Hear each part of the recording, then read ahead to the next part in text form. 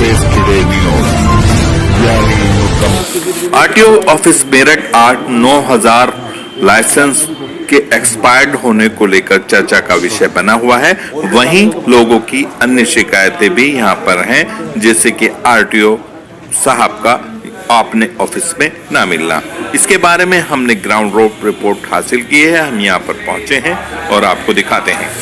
RTO office में जहां दूसरी समस्याएं अलग है, 9000 लाइसेंस के जो एक्सपायर्ड होने की बात तो है ही, लेकिन दूसरी समस्याओं से लोगों को जूझना पड़ रहा है। यहां आरटीओ साहब को लेकर शिकायत मिल रही कि वो अपने ऑफिस पर नहीं मिल रहे हैं। लोग यहाँ पर तरह तरह की बातें कर रहे हैं, तो उनसे बात करेंगे। क्या नाम है आपका? जी हाजी मोहम्मद इलियास मेरा नाम है। जो परमिट की काम है वो आरटीओ के बिना नहीं होता यहाँ, और आरटीओ यहाँ है नहीं। और अब आप टाइम देख रहे हैं कि 3:30 बज रहे हैं। अब यहाँ ऑफिस का मुखिया नहीं होगा तो काम कैसे होगा? आप यहाँ कब से? मैं तो यहाँ ऑपरेटर हूँ, मैं जिले का अध्यक्ष हूँ ट्रांसपोर्ट यूनियन से। और यहाँ आरटीओ है नहीं, काम होते नहीं। एक हफ्ते से फाइलें अटकी पड़ी, काम हो ही नहीं रहे। कितने लोग होंगे लगभग? बहुत सारे लोग हैं जो ट्रक के परमिट, बसों के परमिट, कई सौ लोग हैं जो ट्रक के परमिट बनवाते हैं, बसों के बनवाते हैं। वो बिना आरटीओ के बनते नहीं, और आरटीओ यहाँ है नहीं, आते नहीं। और बहुत खड़े हैं, मैंने और सबसे पूछ लो कि आरटीओ कितना आ रहे हैं यहाँ। उनके बिना काम होना नहीं। आरटीओ है नहीं कोई, आरटीओ प्रशासन भी नहीं है कोई। जो आरटीओ प्रशासन बैठे हैं वो आरआई है, उन्हें पावर नहीं है परमिट बनाने का, तो काम होता नहीं उनके बिना। और आप बाबू कहते हैं कि आरटीओ आगा तो काम होगा, नहीं तो नहीं होगा। बात भी सही है बाबू की। ये समस्या मैन है यहाँ की, इसे आप पहुंचाइए ऊपर तक।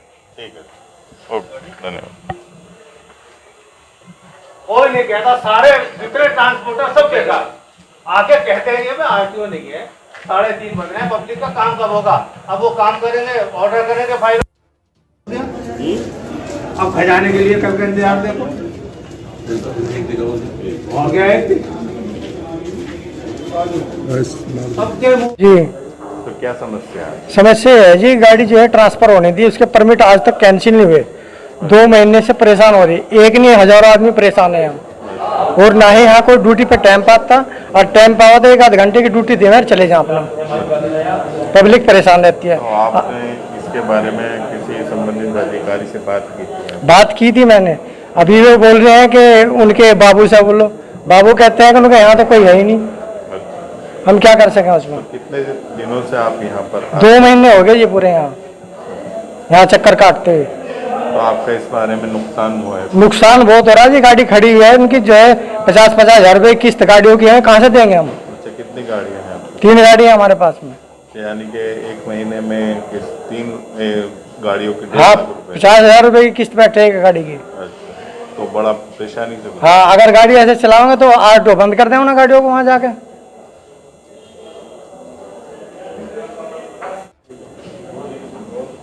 तो इस बारे में आपने अधिकारी से शिकायत की तो उन्होंने क्या जवाब दिया? अधिकारियों ने ये जवाब दिया कि उनके बाबू से बोल लो। अच्छा, बाबू कह रहे हैं तो उनके जी वे आए नहीं, तो हम क्या कर सकें इसमें उनके बिना। यानी कि कोई अभी सुनवाई नहीं हुई? कोई सुनवाई नहीं हो रही है। 2 महीने से धक्के खा रहे, एक नहीं बहुत आदमी धक्के खा रहे हैं यहाँ। सब बुरा हाल, इस मेरठ आरटीओ ऑफिस का बुरा हाल है यहाँ।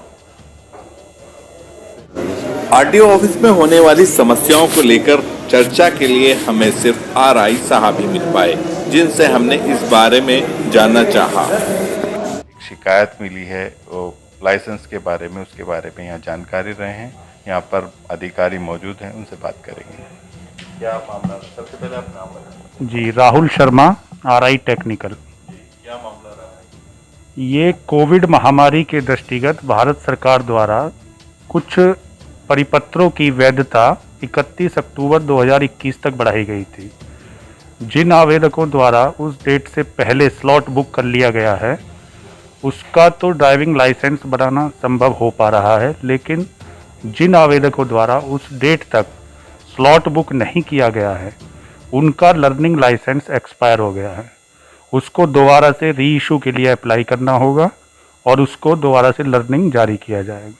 जैसे कि बताया जा रहा है पहले के उसमें डेट बराबर आ रही थी कि 30 दिन 40 दिन के मतलब कम होती जा रही थी, और एकदम से वो फिर एक्सपायर्ड आ गया। तो इस तरह की समस्या क्यों आई है? नहीं, इस तरह की कोई समस्या नहीं है। एक्चुअली अक्टूबर महीने में ज़्यादा लोड होने की वजह से, ज़्यादा एप्लीकेंट होने की वजह से सब लोगों को स्लॉट नहीं मिल पाया। मेरठ जनपद के लिए 162 का स्लॉट निर्धारित है और आवेदक ज़्यादा संख्या होने की वजह से सब लोगों को स्लॉट नहीं मिल पाया, तो इसलिए एक्सपायर लाइसेंस की समस्या ज़्यादा आ रही। तो इसके लिए फिर अब उन लोगों को क्या करना पड़ेगा? उन लोगों को लर्निंग लाइसेंस के री इश्यू के लिए आवेदन करना होगा। इसके लिए ना तो स्लॉट लेने की जरूरत है और ना लर्निंग टेस्ट देने की जरूरत है। जैसे ही वो आवेदन करेंगे उसी दिन उनको दोबारा से लर्निंग इश्यू कर दिया जाएगा। तो उसमें क्या खर्चा कुछ आएगा, क्या होगा? उसकी 300 रुपये फीस निर्धारित है, 150 रुपये पर क्लास। यानी कि मोटरसाइकिल का अगर केबल बनवाना है तो 150 रुपये और मोटरसाइकिल और LMV का बनवाना है तो 300 रुपये। टेस्ट में इसको एग्जेम्पशन दी गई है, टेस्ट उसका नहीं लिया जाएगा जी। तो ये 300 रुपये मतलब 300 रुपये फीस उनको जमा करनी होगी। उनका लर्निंग लाइसेंस दोबारा से 6 महीने के लिए इशू कर दिया जाएगा। तो ये थे हमारे साथ राहुल शर्मा जी, जो बता रहे थे कि जिस तरह से एक शिकायत मिल रही थी कि 9000 के लगभग लाइसेंस जो थे वो एक्सपायर्ड हो गए, वो उसके बारे में इन्होंने जानकारी दी है। स्टूडियो न्यूज़ के लिए मैं शाबिर हुसैन।